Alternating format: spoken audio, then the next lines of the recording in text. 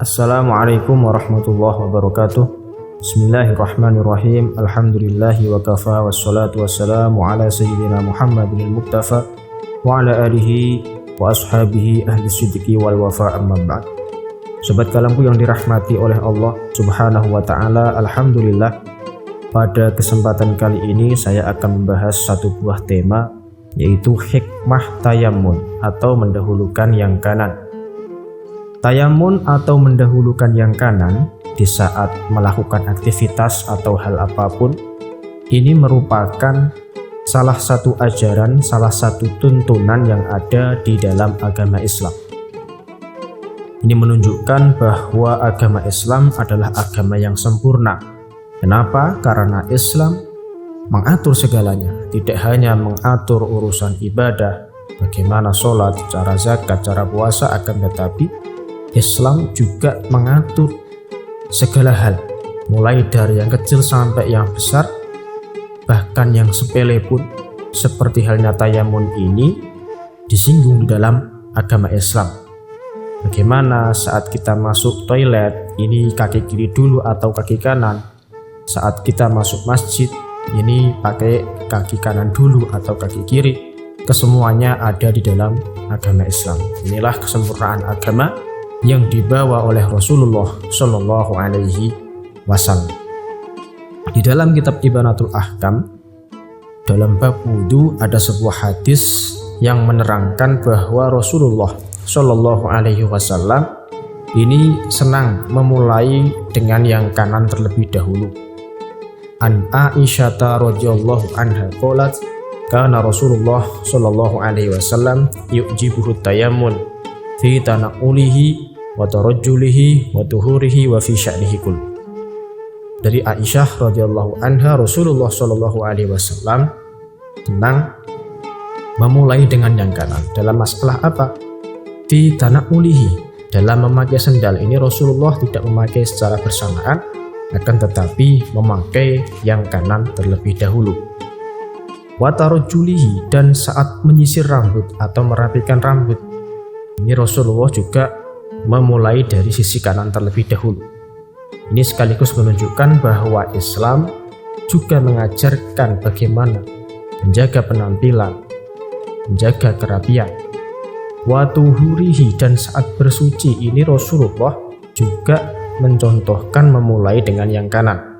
Saat wudhu misalnya, maka membasuh tangan kanan terlebih dahulu. Saat kaki, maka membasuh kaki kanan terlebih dahulu. Saat mandi pun juga sama. Dari atas kemudian membasuh atau membasahi bagian tubuh kanan depan, kemudian kanan kiri, lalu kanan belakang, kemudian depan kiri, lalu kiri belakang. Inilah tata cara yang diajarkan oleh Rasulullah Shallallahu Alaihi Wasallam.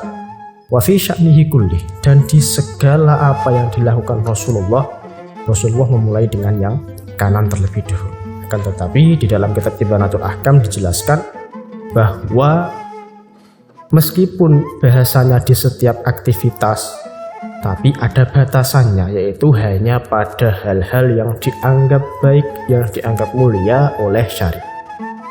Jadi kalau sebaliknya, semisal masuk toilet, karena toilet ini adalah tempat yang kotor, dianggap tempat yang tidak mulia oleh syariat, maka ketika masuk harus mengawalinya dengan kaki kiri terlebih dahulu.